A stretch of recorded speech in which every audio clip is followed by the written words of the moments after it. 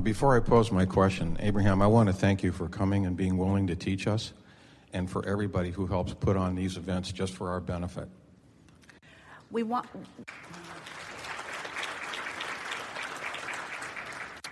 you to know that the appreciation for you coming for our benefit is what we are feeling.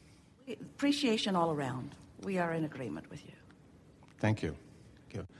My question, it comes to do with my guidance system. I've listened to CDs recently where I've heard that if I have an oblivious thought, sometimes when it seems like things are really going well and then something happens that I don't expect, it's really an oblivious thought that I'm not paying attention to. So the clarity that I'm looking for is if I'm feeling really, really good and really, really focused on something, and then I find one of these unexpected events coming along, I wonder about that oblivious thought. So if that oblivious thought has that kind of power, how is it that when I'm feeling focused and I'm feeling that my guidance system is telling me I'm on the right track, it seems like I don't quite understand how the two fit together? Well, you know how sometimes you can be in a conversation. We had an interesting experience just now where everyone was queued up. We were expecting things to sort of move in a certain direction. And then something happened that called attention somewhere else. So let's take that for example, because there is not anything more unsettling to Esther than things not working well in these seminars. You've all gathered together. She really wants you to be able to hear. We're live streaming around the planet. She wants all of you to be able to hear. And so this is something that really matters to her, to all of them. So the question is, what's going on vibrationally? Exactly. So a lot of effort goes. In other words, they were here yesterday and last night setting up.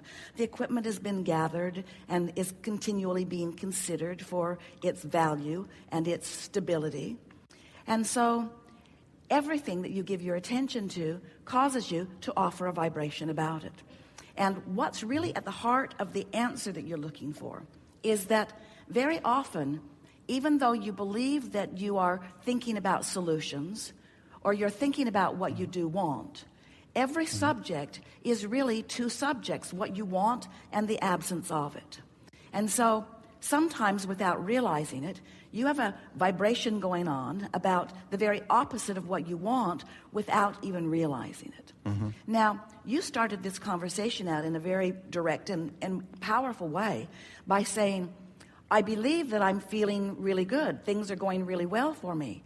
And we want to point out to you that you are a multifaceted thinker, that you have different subjects in your life, and that on some subjects it's very easy for you to align with the source perspective. Yes. And on some subjects it's not quite as easy to align with the source perspective, because what happens is you often give your attention to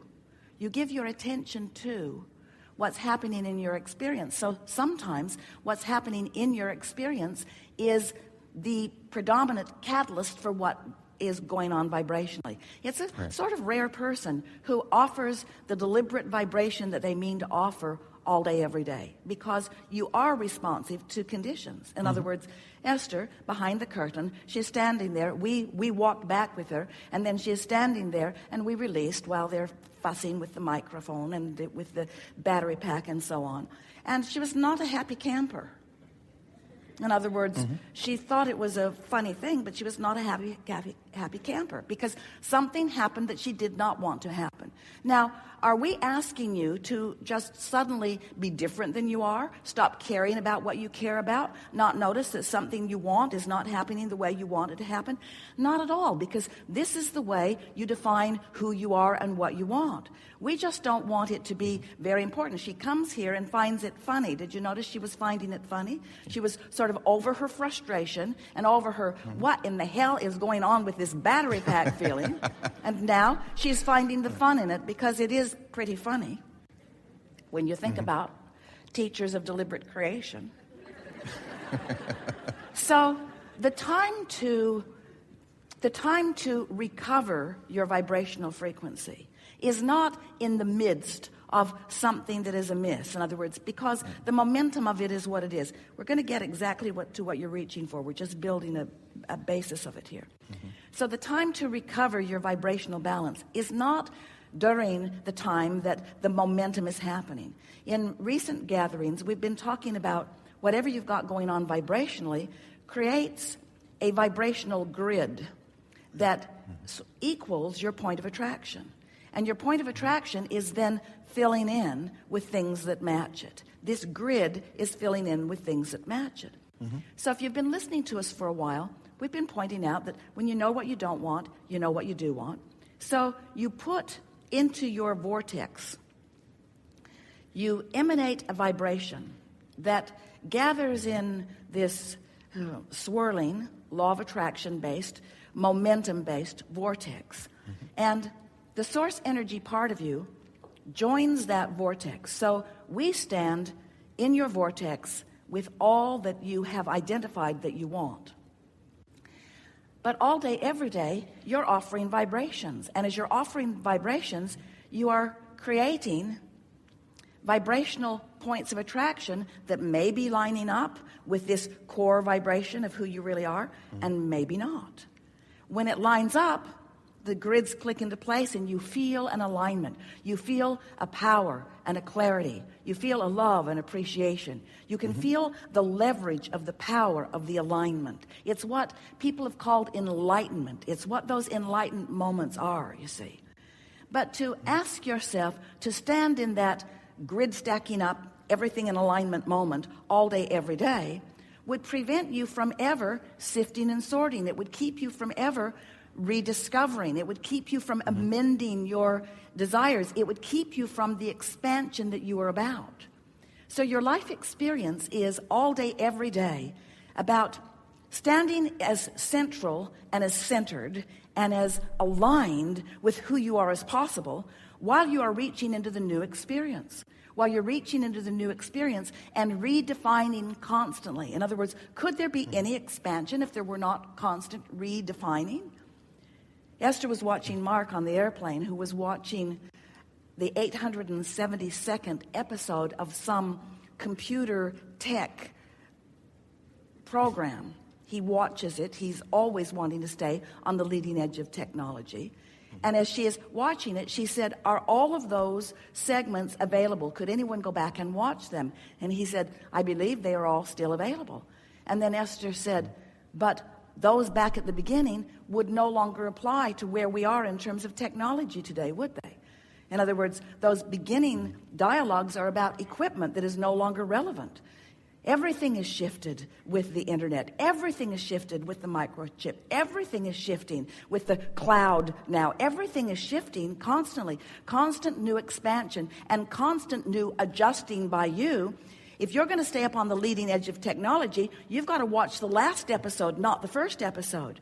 And if you're going to stay up on the leading edge of your vibrational frequency, you have to focus where the source within you is now, not where it once was. And it is a constant rebalancing act, isn't it?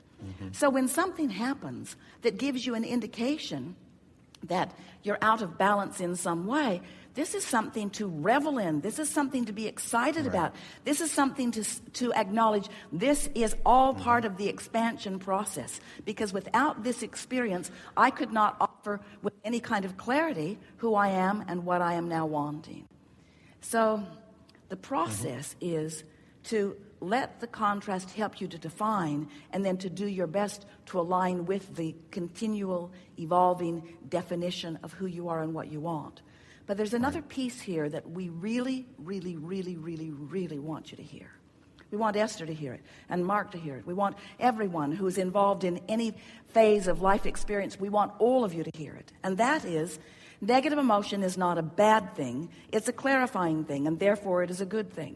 Knowing what you don't want is not a bad thing. It's a necessary thing to know what you do want. Knowing what you do want is a delicious thing when you line up with what you do want, but isn't there a lot of fun in the process of figuring out what you really want? And isn't there a lot of fun in deliberately choosing the vibration once you've identified what you want and feeling it coming more and more into harmony? And isn't the real fun, and this is really what we want deliberate creators to be aware of, isn't the real fun in knowing what you want and knowing that you may or may not be in complete alignment with it, and then figuring out how to be in alignment with it, and then getting to watch the beneficial results of lining up? Isn't it a delicious thing to watch the cooperative forces of this magnificent universe supporting you with clarity and leverage and power? In other words, this conversation today is going to be about the grid filling in. Don't you love knowing that your grid will fill in? Don't you love knowing that whatever you've got going on vibrationally will fill in? If you haven't been hearing us talking about the grid, do not worry. You will be clearly understanding it before we are finished here today.